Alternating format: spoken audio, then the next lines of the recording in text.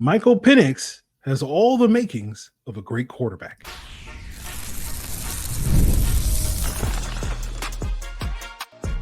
You are Locked On Falcons, your daily Atlanta Falcons podcast. Part of the Locked On Podcast Network, your team every day.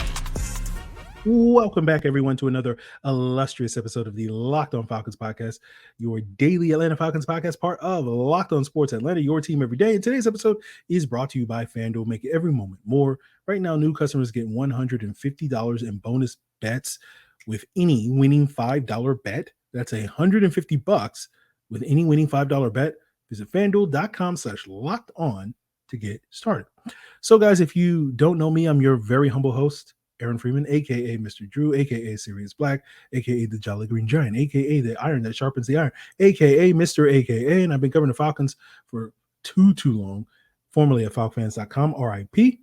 Still going strong in this illustrious podcast, but I think each and every one of you that is an everydayer of this pod that makes it your first listen or first watch of the day, and all you got to do to become an everydayer subscriber, follow for free on YouTube or wherever you listen to podcasts. So today's episode, we are joined by Roman Tomashoff of Locked On Huskies, and he's going to share with us his thoughts on Michael Penix the last 2 years at the University of Washington. And so we'll jump into that conversation in a second. And then later in the episode, we'll talk about the whole Kirk Cousins drama, bamboozlement, that sort of thing to wrap up today's Locked On Falcons. So without further ado, let's talk to Roman Tomashoff of Locked On Huskies right now. Welcome back, everyone, to another illustrious episode of the Locked On Falcons podcast. And you know we have nothing but illustrious guests. He is Roman Tomashoff, the host of Locked On Huskies. And he, of course, is going to be talking with us today about the number one Husky in everybody's hearts and minds here in Atlanta. That is, of course, Michael Penix Jr. Roman, my friend, welcome to the show. Aaron, thanks for having me. No, it's great to be here. I truly think Falcons fans, once they get over, just the pick usage and the way everything played out, they truly are going to love Michael Penix. Well, I wanted to talk a little bit about, that notion of getting over it, because it shocked the world seemingly that the Falcons took Michael Penix at 8. I'm just curious, for you going into the draft, probably with less of a rooting interest in one team landing him, where did you think Michael Penix was going to get drafted and by whom? So on the contrary, I actually did have a couple of interests in terms of teams that I really did hope he would end up with.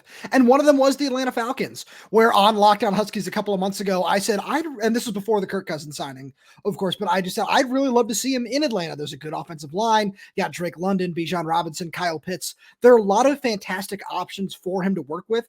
And in terms of, everything how everything went at Washington, I would say it's, you're not going to find a supporting cast like that in terms of obviously Roma Dunze, Jalen Polk, Jalen McMillan, all going in the top 3 rounds, but this is pretty close to that. And then you factor in the offensive line. This was one of the biggest landing spots I had in mind for him personally there. And then Minnesota as well. And Las Vegas being another big one. So I'm really, really happy that he landed in Atlanta. Now, I want to rewind the clock a little bit and talk about Michael Penix's arrival in Washington. Obviously he lived up to whatever expectations there were, if probably beyond the expectations. But I'm just curious, when he initially transferred from Indiana, after 4 injury-marred seasons, what were sort of the expectations for him at Washington?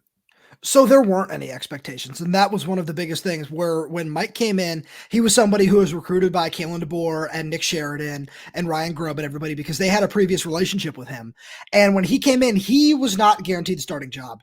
He won a 3-way quarterback competition between Dylan Morris, who's now the starter at James Madison, and Sam Heward, who is the incumbent 5-star freshman who just lost the battle. And Mike, we all saw the flashes of, okay, yeah, the more, through spring camp, through fall camp, as we continue to watch him, it's, when this guy's healthy, yeah, he can really spin it. He can play really well. And then we got into the 2022 season. It was, yeah, this dude is beyond legit. He can be one of the best passers in the country. Now, when you talk about the formula for success there, obviously he had, as you mentioned, the familiarity with the coaching staff. So he wasn't coming in there learning a brand new offense. He had worked with several of those guys at IU. You obviously talk about the supporting cast, as you mentioned, in having 3 receivers taken in the top 3 rounds. You got the tight end Jack Westover also go undrafted, and I forgot what team picked him up, but The Seahawks. Okay, the Seahawks. Yeah, that makes sense. Yeah. What do you think was, a lot of people sort of dinged Penix for, oh, he has this great supporting cast. What are your thoughts on sort of that notion of him being more a byproduct of his environment versus him being the driving, motivating factor for his success? So I think it's really silly when people just say, "Oh yeah, he had such a great supporting cast. Of course he looked good." And it's a very different situation, different coordinator, different everything. But all of those guys, I was saying this on a show the other day. Every single Husky that got drafted outside of Michael Penix was on the 2021 Washington team, which went 4-8 and was the number 115th ranked offense in the nation. So the only difference in terms of guys that were drafted was Michael Penix. And he did so much for this offense. But when you just kind of isolate him, you see all the makings of a great quarterback. You see the arm talent, you see the velocity, you see the touch, you see the ability to read the field. And one thing that, stands out in terms of a negative about him is sometimes he can show a little bit of overconfidence in his arm from time to time, or especially when I rewind the film all the way to 2022, there are certain throws that I see where, there's an interception against UCLA. There's one against Oregon where he sees a certain thing and just says, I know I can fit the ball in there, and just kind of ignores a defender that's standing in his way. But on the plus side, and it just comes to another thing that makes him so great, is he won't make that same mistake again, where he'll go back and watch the film and say, yeah, I thought I could make this throw. It's not there. And he just knows he's so smart. He makes so many checks on the line. He does so many things that just the offense asks him to do, that over 2 years in the system, truly it's no shock to see him go this high in the draft and ahead of JJ McCarthy, which, as somebody who had him ranked as QB3 in this, had Michael Penix ranked as QB3 in this draft, I love to see. Yeah, definitely. A little vengeance. Vengeance is yours. But one of the things the Falcons emphasize when it comes to their draft is they love guys with high character, high makeup. And by all accounts, Michael Penix has A++ character. Can you shed any more light on sort of your evaluation of the person that Michael Penix is, not just the quarterback? Absolutely. I cannot say enough good things about Michael Penix as a person. And it's really funny because I've talked about the same thing on some other shows. We talk about it on Locked On Huskies all the time, where it almost feels repetitive in a certain sense, where it's not just Michael Penix. It's Rome Odunze. It's Jalen Polk. It's Jalen McMillan. It's Troy Fautanu. It's all these guys that got drafted, where you can speak so highly of their character, but that's just who they are.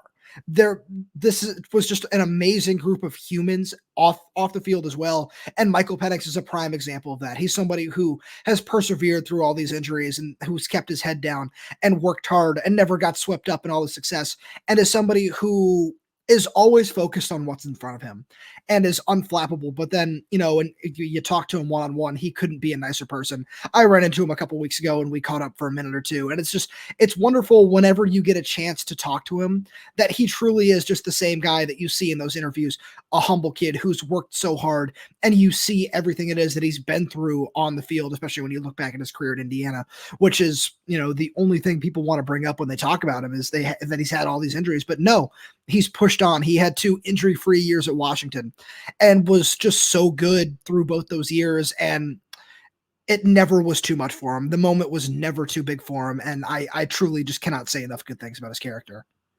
So I want to wrap here talking about Michael Penix. And, we've talked about the player he is and the person he is off the field. We've talked about the player he is on the field. But any other things that you want to add for the Falcon fans listening in terms of what they are getting from Michael Penix Jr.?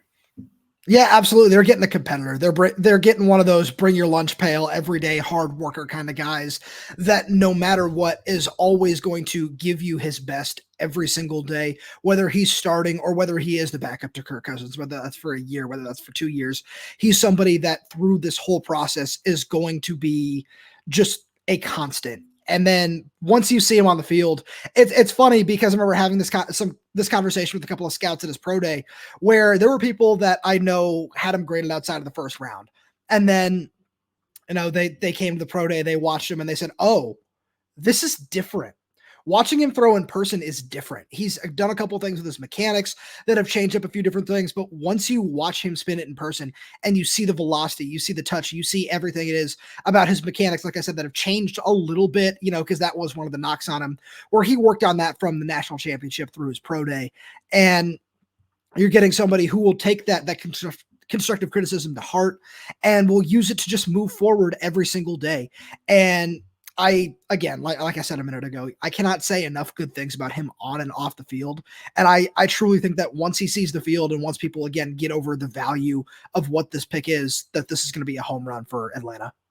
Absolutely. So, Roman, I appreciate your insight into Michael Penix. I have the feeling that we're going to talk a little bit more about some other Washington Huskies or former Washington Huskies that are now in Atlanta. So this will not be your last appearance on Locked On Falcons, but I really appreciate all your insight into Michael Penix Jr.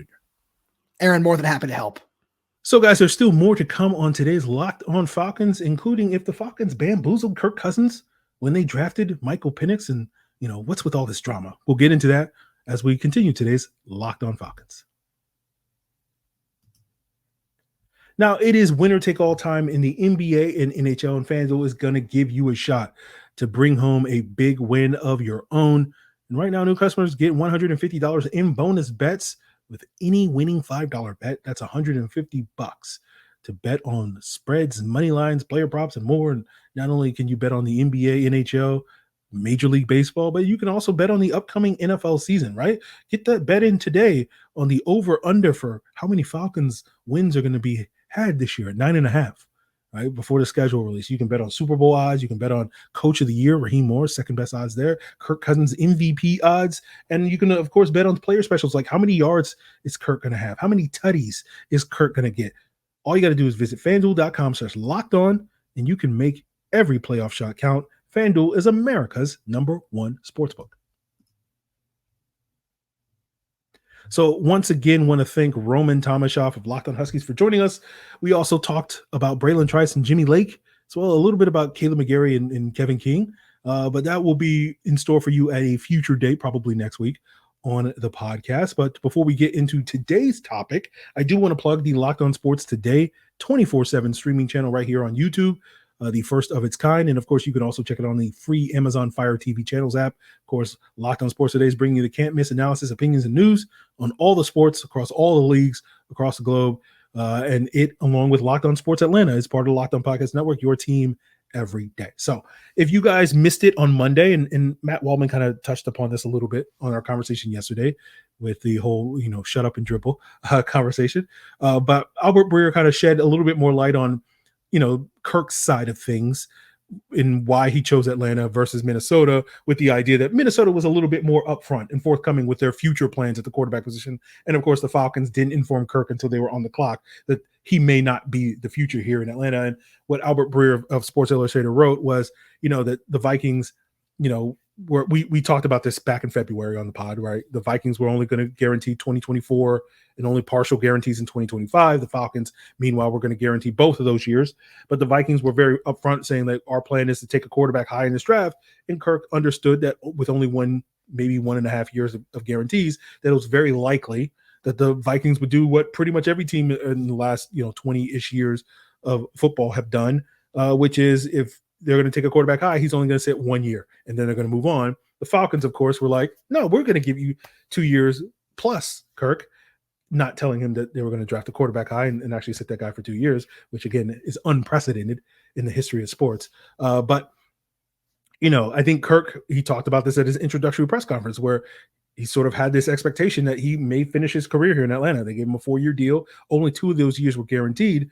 But I'm sure he was thinking like, hey, if we play well and we win games over the next 2 years, I'm going to have an opportunity to play year 3 and year 4 and potentially retire here in Atlanta, at the age of 40. And then all that sort of changed when the Falcons drafted Michael Penix at 8 this past year. And we've talked plenty of times already about the Falcons having basically 100 million reasons why they are fully committed to Kirk Cousins for the next 2 years. But beyond that, all their financial and other reasons are pointing in the direction of trying to find out whether or not Michael Penix Jr.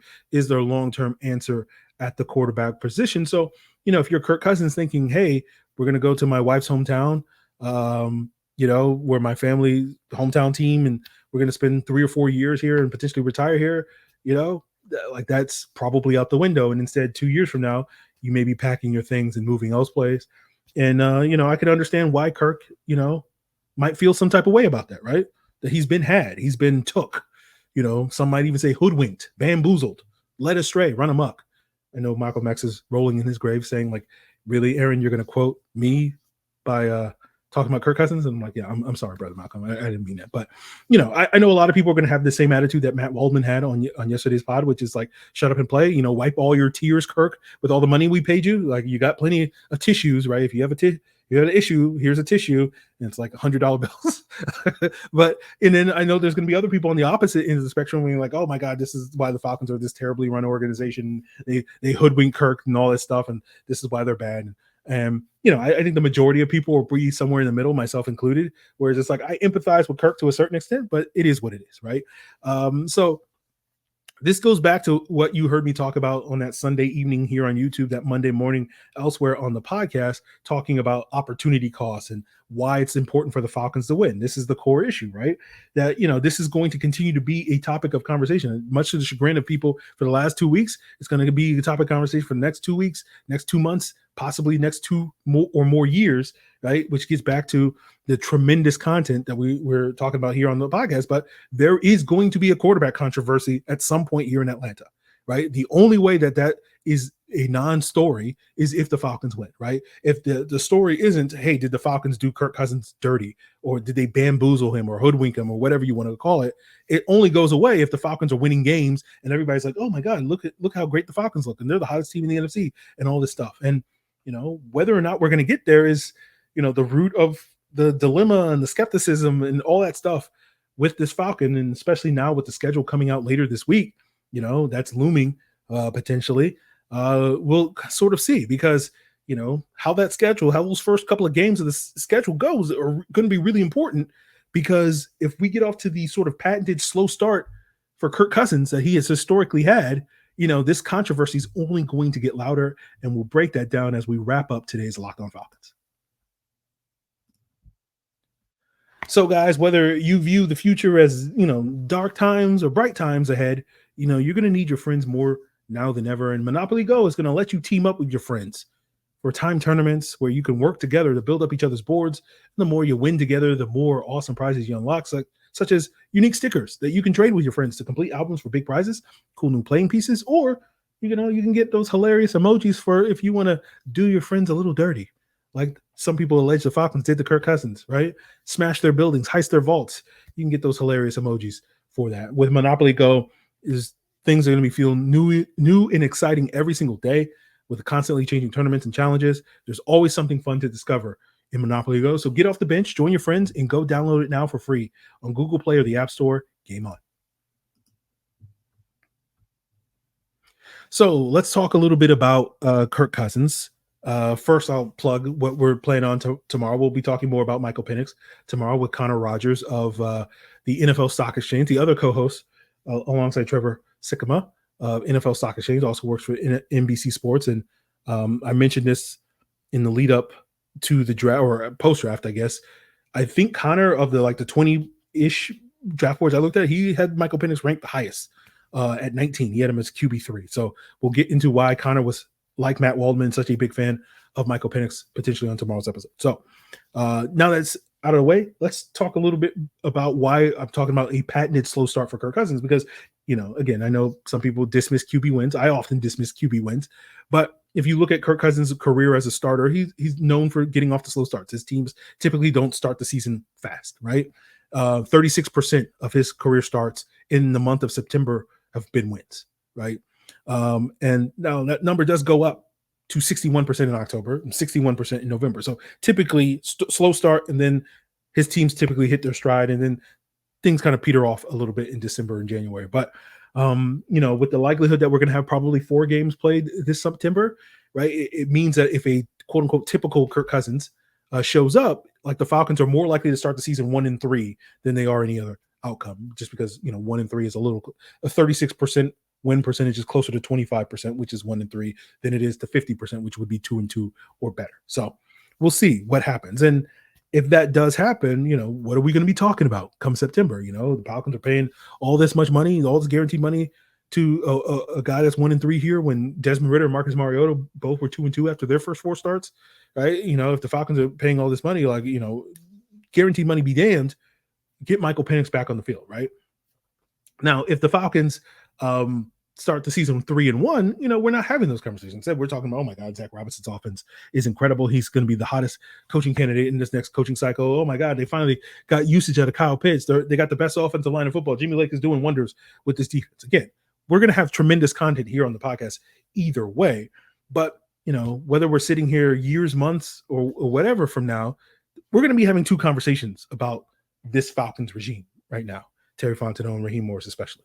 Right? It's really 1 or 2 conversations, and there's really not a whole lot in between. We'll see if the Falcons can find a way to sort of, to toe that line, but we'll see. But I think more than likely, we're going to be sitting here talking about, this was a poorly run organization. They thought they were the smartest people on the planet by doing, pioneering this decision to take Michael Penix, and it didn't translate into wins, right? Or we're going to be sitting here being like, they are the smartest people on the planet. They're a well-run organization. Because they did something that pretty much nobody else has done with the Cousins-Penix combination, and they went out and won games, and now people are going to be starting copying them. They're going to be setting the blueprint. They're going to be the pioneers for the next 5 to 10 years in this copycat league. And again, I think those are 1 or 2 outcomes. And now, obviously, I'm hoping for the latter, right? And a lot of that is rooted in the fact that, I just want to talk about a good football team, right? Been a Falcon fan for over 30 years, been a Falcons podcaster for over a decade. Joined the Locked On Podcast Network on Thanksgiving of 2016, been the solo host of the Locked On Falcons podcast since March of 2017. So over 7 years of me spending a daily amount of time talking about the Atlanta Falcons. And only once in that 7 years have they been a good football team, right? 6 straight years of losing and covering a mediocre to bad team. I'm just tired of it, guys. That's the root of where my negativity and criticism comes from. I'm just tired of covering a mediocre to bad football team. And that's the baggage that I'm carrying around with me, all this luggage of just I'm just tired of it. So, there's this perception among people, especially in the comments, that, I hate the Michael Penix pick. The pick is whatever to me. I know a lot of you guys aren't going to believe that, but I kind of got over the pick within 24 hours. I wasn't initially a fan of it, but after firing off 8 paragraphs worth of takes to the Locked On Falcons Insiders Friday morning, Friday afternoon, I kind of was able to vent my frustrations with the pick and then get over it. And most of my frustrations, as they can attest, were not towards Michael Penix. It was towards the organization, right? And, the reason why the pick is whatever to me is because it basically embodies my general thoughts and my general outlook on the draft, right? The draft is basically you're making bets today that you're not expecting to really pay off for you until 3+ years from now. And the Penix pick encapsulates that, embodies that probably more so than any other Falcons pick in history that I can think of, and arguably any other NFL pick in history that I can think of, right? So my negativity is not rooted on the pick itself. It's more, ultimately where I fall on Michael Penix. We'll see. I'm still in the midst of watching film of him. My plan is to do a full breakdown of him Sunday evening here on YouTube, Monday morning on your preferred podcast platform. And that may wind up being a 2-parter. We'll see if I can get all my Michael Penix takes off in just 30 minutes on that episode. But we'll see, right? I got still more film to watch. And so I'm what I'll tell you guys is the more film I've watched, the more I've liked. But there are still some issues that we'll see ultimately where I fall on that. But, again, my negativity is less about the pick. It's more that the pick is symptomatic of a larger issue to me, which is where my beef is. It's the complacency, right? And that complacency to me is rooted in just simply asking the question, is this Falcon team today better a team than it were 6 months ago, right? And I can say there's 2 positions where I think the Falcons are better, where I can say, yes, they are better. Quarterback, right? Kirk Cousins, Michael Penix, and their defensive line depth, right? That we talked about, part of the reason why they made the Kentavious Street trade, because they didn't have defensive line depth. And we saw Grady Jarrett and David Onyemata wear down. So the Falcons did invest significant resources in the draft to upgrade that D-line depth. So I applaud them for that, but I don't know if they're better at any other position. And, I'm sure other people's opinions will vary. You look at wide receiver group. I don't think they're better. I think they're different, right? But I don't look at the law firm of London, Mooney, Moore, and McLeod as having a better, track record in court, so to speak, than the law firm of London, Hollins, Miller, and Jefferson. So we'll see, right? Like to me, if the current group is better than the previous group, it's not because the current group is more talented or whatever than the previous group. It's simply because Zach Robinson is able to use more out of those, get more out of those guys than Arthur Smith was able to get out of the previous group. And that's really, to me, the biggest bet that the Falcons are making is that Zach Robinson is that dude. And we'll see in 4 or so months if that is true. But, to me, part of my issue with this bet is it's awfully like the same bet that they were making in 2021 when they hired Arthur Smith, and we're betting, he's going to get more out of the talent that Dirk Cutter wasn't able to get out of. Same bet that they made in 2015 when they hired Dan Quinn and he brought in Kyle Shanahan. It's like, okay, yeah, we don't need to invest that many resources in our offense, right? Because Kyle Shanahan's going to be able to get more out of those groups. And then you fast forward a year from that point, from 2015 into 2016 and 2021 into 2022, the Falcons are going out there and signing 5 new starters in free agency on the offensive side of the ball, essentially, and basically saying that, we that wasn't true. We need to get more talent in here and get the guys, get Kyle's guys, get Arthur's guys, get, potentially Zach's guys. And we'll see if that happens for the Falcons a year from now, right? Again, not saying it will happen, but let's just for a second say, what if it happens? And then you start to wonder, like, how can the Falcons do that? Kirk's got a $40 million cap hit. Right? Do they restructure that and then throw off the Michael Penix timeline? Or, do they gut the roster and restructure a bunch of contracts and do all this stuff and put themselves back in sort of the cap purgatory, cap hell, whatever you want to say, that they were so carefully trying to avoid when Terry first got here? Right? Again, because, people won't tell you this, but the Falcons cap situation is not particularly rosy in 2025. And then you couple that with having a fewer couple, potentially we'll see what the tampering penalties are if they happen, but they might have fewer draft picks to offset that limited spending money that they may have. So again, I'm not trying to paint this doom and gloom portrait, guys. Like I know it sounds like I am, but like this thing could unravel for the Falcons very quickly. And it really, really hinges on this team winning football games so that all of these issues just we'll move money around. It's good because we're coming off a 12-win season. And that would be the thing that I want more than anything else, guys.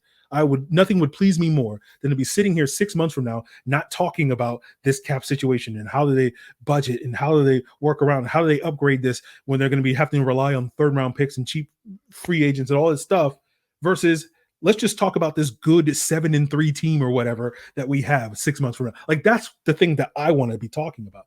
So this negativity, air quotes negativity, Mr. Drew does not want to show up. All right. Let's make this podcast hosted by Aaron Freeman, not Mr. Drew. Right. So again, I think the Falcons are making a lot of the same bets under Raheem Morris that Arthur Smith made a year ago. And hopefully the difference is, these bets actually work out this time, unlike last time, because they have a good quarterback and they have better coaching and all those various things. And so hopefully that's true. But again, I think you can understand from my perspective why I'm like, I feel like I've seen this movie before, and I don't think we're going to get the twist ending that we're going to get. But we'll see. We'll see. Again, I'm going to the theater, I'm sitting down, getting my bucket of popcorn, getting my gummy bears, all that stuff, and hoping to enjoy this new movie, this new remake, this new reboot that the Atlanta Falcons are doing. So we'll see if that comes to fruition. But the one bet that they are making that we all can sit here and like, yes, that is a good bet that they're making, upgrading the quarterback. Of course, the Falcons went and undermined it by ticking off that quarterback by drafting another quarterback. So, this is why, like, I sit here and I go, like, I understand when people outside the organization, outside the fandom, in the fan base and whatnot, are just like, oh, the Falcons are just falconing again. And it's like, yeah, I get, they just can't seem to get out of their own. They just can't just be normal. Just be normal. Like, so all I want you to do, just be a normal team that wins football games. And if they are, then great. If they are not, then we got some tremendous content coming your way. So tremendous content is coming your way tomorrow with Connor Rogers of NBC Sports. Talk more about Michael Penix. We'll be back later at the end of the week, potentially to talk schedule and whether or not the schedule is set up for the Falcons to get off to that 3-1 start that we need, that we're hoping for. And of course, at the end of the week, we should be getting into my thoughts on Michael Penix. And then we'll do the thing that I'm sure so many of you guys wish we have done for all week long, which is, move past Michael Penix and start looking at some of these D linemen and some of these other draft picks. So tremendous content coming your way here on your first listen here on Locked On Falcons. Check out all the other great shows on the Locked On Podcast Network, your team every day.